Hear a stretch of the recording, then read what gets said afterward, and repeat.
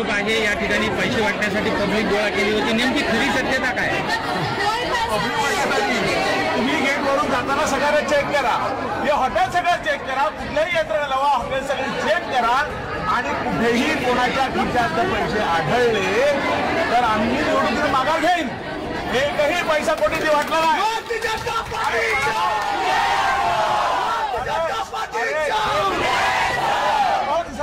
100% पराभव आहे. आता 1 लाखपेक्षा जास्त मतांनी पराभव होणार.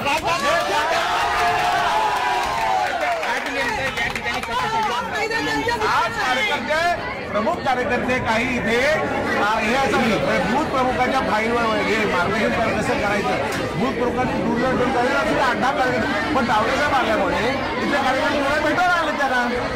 हा पैसे असे कुठे हॉलमध्ये पैसे वाटतात. आचारसंहिता संपलेली आहे, बाहेरच्या माणसांना इकडे एंट्री बंद आहे, तर भेटायला आले सगळे मतदारसंघाचे लोक आहेत. आता काय झालं या ठिकाणी?